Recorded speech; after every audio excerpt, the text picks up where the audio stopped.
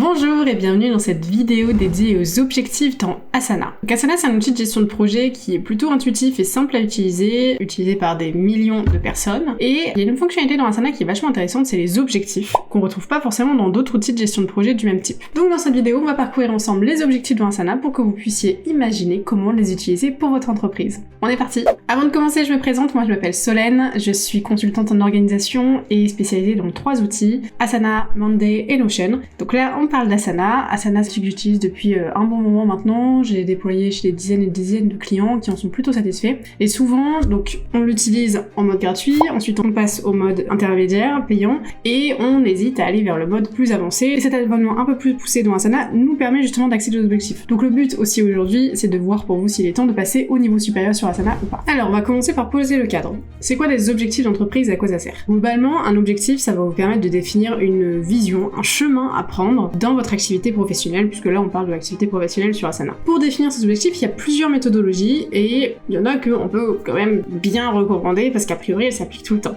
La première méthodologie qui est assez connue dans la définition des objectifs, c'est la méthodologie SMART. Et c'est important et on va voir justement que Asana va vous permettre de suivre cette méthodologie SMART. Donc la méthodologie SMART, c'est quoi? C'est qu'un objectif doit être spécifique, mesurable, atteignable, réaliste et temporel. Donc spécifique, ça veut dire que l'objectif doit être très clair. Comme une tâche, d'ailleurs si vous avez déjà regardé certains de mes tutos, vous savez que je préconise la clarté dans la description de tâche dans Asana. Un objectif c'est pareil, il doit être très clair, mais il doit aussi être très clair dans son titre, mais aussi dans sa description. Qu'est-ce qu'on veut dire exactement? Parce que des fois on a l'impression que le titre parle pour lui-même, mais pas forcément pour les autres personnes de l'entreprise. Donc on définit quelque chose de très clair. Ensuite on définit qui est responsable de l'atteinte de cet objectif. Donc qui, quoi, quand, enfin qui, quoi, du moins. Ça c'est le spécifique. Le mesurable. Un objectif, il faut qu'à un moment on puisse dire ok il a été atteint. Mais si on doit dire ok il a été atteint, c'est qu'on doit pouvoir trouver un moyen de mesurer cette atteinte des objectifs. Et on va voir encore une fois dans Asana qu'on a la possibilité de faire ça. Donc mesurable, atteignable, c'est pas la peine de mettre des objectifs que vous ne pourrez pas atteindre, déjà parce que c'est frustrant pour tout le monde dans l'entreprise et en plus ça n'a aucun sens, ça va pas vous aider. Réaliste, donc la différence entre atteignable et réaliste, c'est que réaliste ça va être disons atteignable par rapport à vos ressources. Donc, un objectif qui serait pas atteignable, ce serait par exemple devenir l'entreprise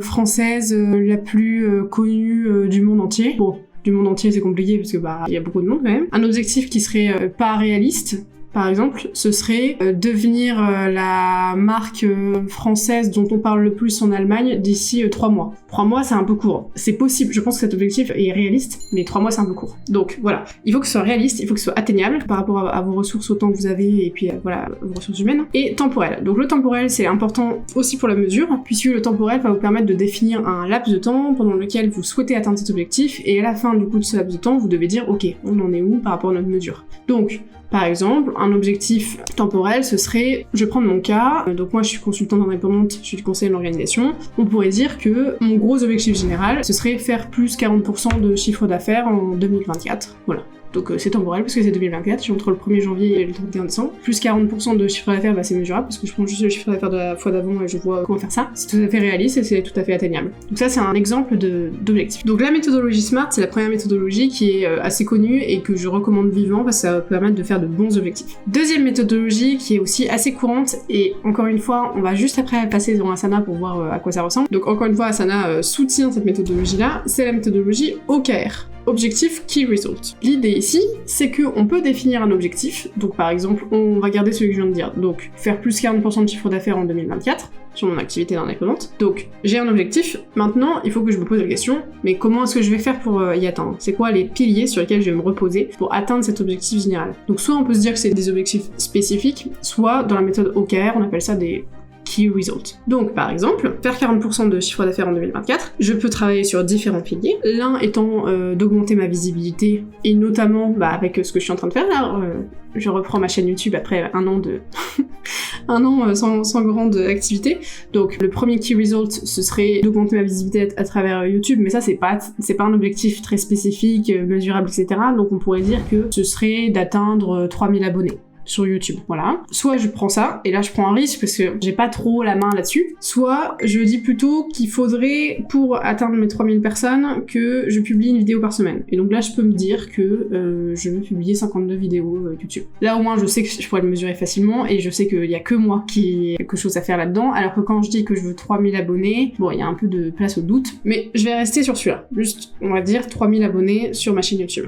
Donc, augmenter le chiffre d'affaires, je vais augmenter ma visibilité et donc avoir faire x2 sur le nombre d'abonnés sur la chaîne YouTube. Ok, ensuite, donc j'ai mon objectif plus 40% de chiffre d'affaires. Un autre key result pour atteindre ça, ce serait par exemple d'augmenter ma stratégie de recommandation de mes anciens clients auprès de nouvelles personnes. Un autre key result, ça pourrait être partager à mes anciens clients des ressources leur permettant de mieux me recommander. Voilà, par exemple. Mais vous avez l'idée. En gros, le key result, c'est qu'est-ce que je vais pouvoir faire comme action pour soutenir cet objectif plus général. Et a priori, quand j'ai fait tous mes key results, j'ai atteint mon objectif plus général. Ok, trêve de bavardage méthodologique, on va voir dans Asana à quoi ça ressemble. Donc nous voilà ici sur Asana. Alors, pour atteindre les objectifs, ça se passe sur la gauche, donc vous avez l'accueil, mes tâches, boîte de réception, rapport, portefeuille, objectif. Il est possible que vous ne voyez pas si la partie indicateur est fermée, donc faut juste l'ouvrir. Donc c'est ici qu'on va s'attarder aujourd'hui. Donc vous avez 3 niveaux d'objectifs, enfin 3 premiers niveaux d'objectifs sur Asana. Les objectifs de l'entreprise, les objectifs d'équipe et mes objectifs. Alors qui peut voir vos objectifs ? D'abord, les invités sur les différents comptes, sur votre compte Asana, ne peuvent pas voir vos objectifs, et ensuite ça dépendra du niveau de confidentialité que vous avez mis sur ces objectifs. S'ils sont publics, tout le monde les verra, tous vos membres. S'ils sont privés, seules les personnes que vous avez invitées verront vos objectifs. Donc objectif d'entreprise, objectif d'équipe, mes objectifs. Je passe juste sur un autre compte où il y aura plus d'objectifs d'entreprise, mais je voulais vous les montrer ici. Alors, pour vous faire la démo, je suis allée sur mon compte Asana Démo, comme ça je pars d'une feuille vierge, entre guillemets, mais sur le compte démo, j'ai pas mes objectifs d'entreprise, tout simplement parce que c'est pas un vrai compte, c'est un compte de démo, donc j'ai pas la partie entreprise, mais autrement c'est la même chose. Donc ici, objectif d'équipe. Ok, eh ben allons-y, on va se lancer. Donc objectif d'équipe, c'est lié à vos équipes sur Asana. Sur Asana, vous avez plusieurs équipes. Ici, j'en ai qu'une, donc Asana Démo, mais si vous aviez opération, marketing, etc., vous pourriez définir un objectif par équipe. Donc comment est-ce qu'on fait ça ? Eh bien, on clique sur ajouter un objectif, tout d'abord, et là, vous allez saisir le titre de votre objectif. Donc, je vais continuer dans ce que je vous disais. Réaliser, plus 40%. Donc là, on va rentrer dans le spécifique. Propriétaire d'objectif, qui est-ce que c'est ? Là, c'est moi. La période... c'est l'année, c'est l'année 2024, ok. Donc Asana nous permet de définir l'année. Est-ce que c'est un objectif annuel, semestriel ou trimestriel ? Et comment est-ce qu'il est cet objectif ? Public ou privé ? Moi je vais dire qu'il est public. Ok, si je veux ajouter d'autres personnes sur cet objectif, c'est le moment. C'est ici que je vais venir ajouter d'autres personnes. Ensuite, Asana va me demander comment est-ce que je veux mesurer le temps de cet objectif. Est-ce que je veux le faire de façon automatique ? C'est-à-dire que là, ça va être par rapport aux sous-objectifs. Donc, est-ce que c'est quand mes sous-objectifs seront atteints, je pourrais dire que celui-là, c'est bon, il fonctionne, il est atteint, ou est-ce que ça va être manuel ? Pour celui-là, c'est plutôt manuel. Hop, manuel, donc valeur actuelle 0 et valeur cible, du coup, c'est 40. Plus 40% d'augmentation de chiffre d'affaires. C'est plutôt 140 qu'on va faire. Ok, ce sera mieux. J'enregistre mon objectif. Ok, et donc là, j'ai mon gros objectif qui est visé par mon équipe qui est Asana Démo. Réaliser plus de 40% de chiffre d'affaires entre 2023 et 2024. Ok. Alors, je vais pouvoir définir la progression de cet objectif ici, en cliquant sur le petit crayon, ok ? Et je vais pouvoir donner la valeur actuelle. Là, en vous parlant, je me rends compte qu'en fait, c'est peut-être pas des pourcentages qu'il faudrait que je fasse, c'est peut-être juste un chiffre d'affaires. Je prends la valeur actuelle, je prends la valeur cible, il suffit juste que je prenne mon chiffre d'affaires. Pour faciliter les choses, on va dire que du coup, ma valeur cible, c'est 140 000 de chiffre d'affaires. Voilà, très bien. Valeur actuelle, et donc c'est pas des pourcentages que je veux, c'est juste un nombre. Ok. Voilà, ça facilite les choses. Aujourd'hui, valeur actuelle, alors on va mettre 10, ok, et valeur cible veut atteindre 140 000 de chiffre d'affaires à la fin de l'année, ok. Manuel, décimal, ok, on est bon. Je suis allée vite, ici, vous avez vu, un objectif, alors faut pas que ça meure, faut pas que ça passe sur le côté et personne ne regarde jamais ce qui se passe. Donc Asana va vous proposer des notifications pour que vous puissiez mettre à jour votre objectif, surtout s'il est manuel. Donc ici, par défaut, il me dit de le mettre à jour tous les trimestres. Ouais, 4 trimestres dans l'année, je trouve que c'est pas mal. Il aurait pu me demander de le faire toutes les semaines, ou une semaine sur 2, ou tous les mois, ou tous les trimestres. Tous les trimestres, ça me va bien. Tous les trimestres, ça me va bien, donc voilà, je laisse comme ça, et vu que j'ai pas fait de changement, je fais annuler. Ok, méthodologie SMART, on veut toujours que cet objectif soit spécifique, et donc on veut une description. Ok, et donc là, qu'est-ce que je vais mettre?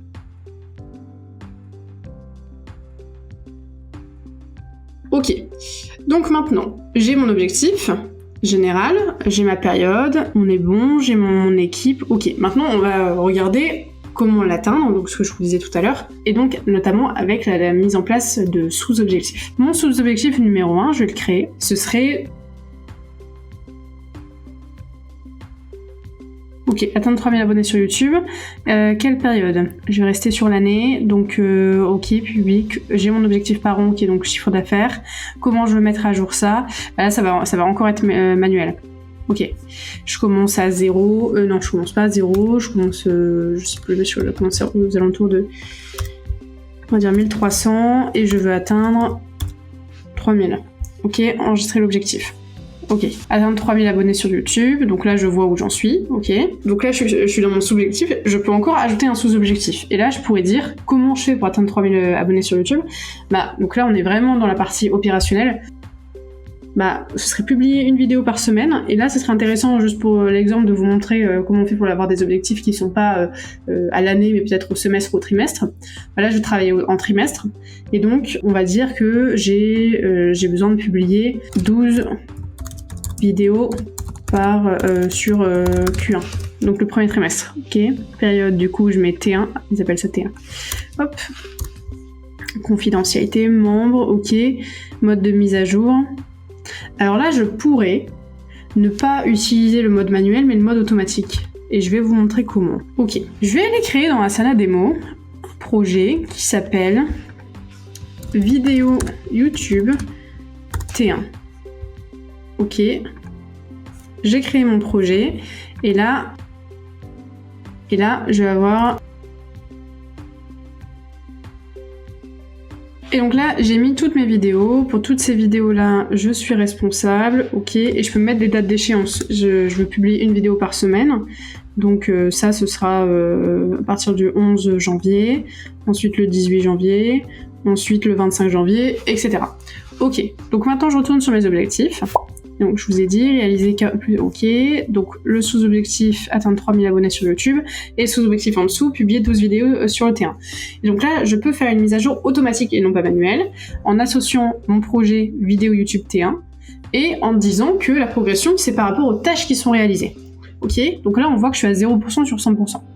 Si je vais dans vidéo YouTube T1, je suis dans mon projet, je valide la vidéo 1 et la vidéo 2, ok, c'est publié.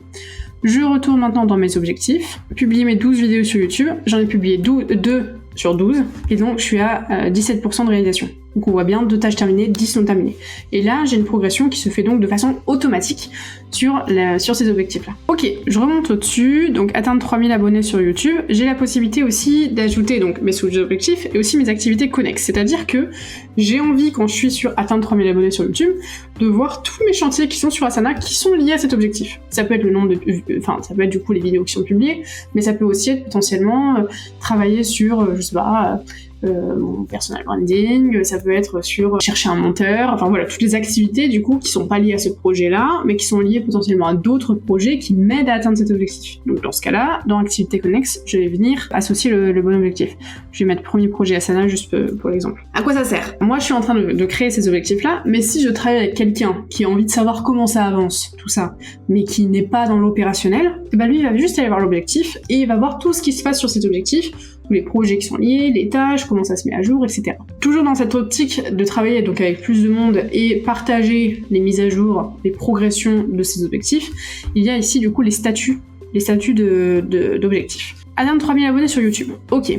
Si, à la fin de mon premier trimestre, j'ai bien publié mes 12 vidéos sur YouTube, j'ai atteint mon objectif, et donc je pense que je pourrais dire à la fin du premier trimestre que je suis dans les délais.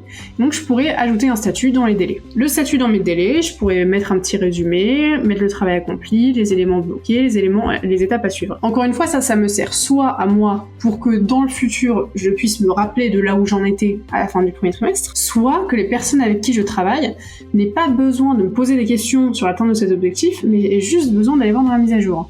Donc la mise à jour de statut, résumé, et je publie. Ok, et donc là, je vois mes mises à jour. Maintenant, pouf, on fait un bond dans le temps. Disons que on est à la fin du deuxième trimestre 2024, pardon, et il s'est passé tellement de choses que j'ai pas eu le temps de faire mes vidéos. Et donc là, bah, je vais mettre à jour mon projet, et je vais plutôt dire que c'est à risque, parce que bah là, j'ai pas mal de vidéos de retard. J'avais prévu d'en faire à nouveau 12 au deuxième trimestre, et j'en ai fait que 2. Bon, j'avais prévu de poster du coup une vidéo par semaine sur toute l'année pour atteindre mes 3000 abonnés. C'est un peu risqué. Donc là, je vais mettre à jour mon statut. Et là, je pourrais dire pas eu le temps et je publie. Et là, je vois donc ma dernière mise à jour ici. Cet objectif est à risque. Je vois le titre de la mise à jour et je vois dans mes dernières mises à jour qu'aujourd'hui c'est à risque, alors qu'avant, bah on était bien quoi. Tout fonctionnait bien.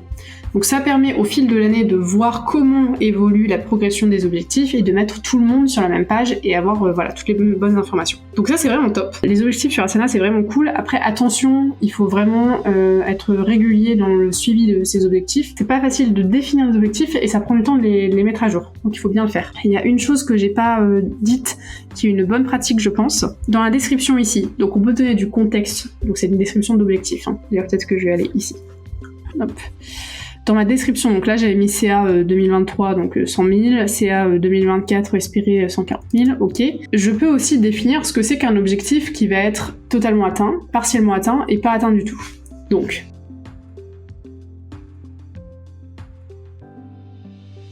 voilà, donc mon objectif atteint ici, je peux tout mettre, tout ça, ça se met en page. Mon objectif atteint, ce serait 140 000 de CA. Mon objectif partiellement atteint, ce serait 120. Et tout ce qui est en dessous de 120, bah, ça veut dire que c'est pas atteint. À quoi ça sert ça? Ça sert au moment où je vais vouloir clôturer mon objectif. Ici, quand je vais le clôturer, donc à la fin de l'année, ok, je vais pouvoir dire s'il est clôturé, s'il est atteint, incomplet ou manqué. Et comme je viens de définir ce que ça voulait dire manqué, bah, je pourrais dire que c'est manqué si je suis en dessous de 120 000. Mais je pourrais dire que c'est incomplet, mais bon, ça va, si je suis entre 120 et 140. Voilà, donc si on fait un wrap-up très rapide de cette partie objectif, on a la possibilité donc hop, de définir des objectifs d'entreprise, des objectifs d'équipe, et ensuite ici c'est mes objectifs, c'est comme mes tâches, c'est tous les objectifs qui vous sont attribués. D'ailleurs, comme ça on peut voir aussi l'arborescence. Donc vous avez des objectifs d'équipe, dans ces objectifs vous avez la possibilité de définir les propriétaires, l'équipe responsable, la période, la description, les sous-objectifs et les activités connexes. Les sous-objectifs fonctionnent de la même façon, propriétaire, équipe, période, description, sous-objectif, activité connexe. Et ensuite, vous avez les mises à jour de statut qui vous servent, vous, à garder une trace de ce qui s'est passé dans le passé. Et pour les personnes avec qui vous travaillez, d'avoir une information globale sur tout ce qui se passe par rapport à ces objectifs sur Asana, juste en allant ici. J'espère que les objectifs sont maintenant beaucoup plus clairs pour vous, tant en termes de méthodologie qu'en termes techniques sur Asana. Si vous avez des questions, alors la première chose, c'est que, pour information, les ressources sur internet d'Asana sont géniales, donc je vous invite à aller les voir, hein. Franchement, c'est vraiment top. Et vous allez avoir des réponses assez rapides à vos questions. Autrement, si vous avez envie de me contacter, que vous avez envie qu'on travaille ensemble pour travailler sur vos objectifs, eh bien, vous pourrez retrouver mes coordonnées en dessous à travers mon site web. Je vous souhaite tout le meilleur dans l'année à venir et évidemment, je vous souhaite d'atteindre vos objectifs tellement bien définis. Allez, salut à tous et à bientôt!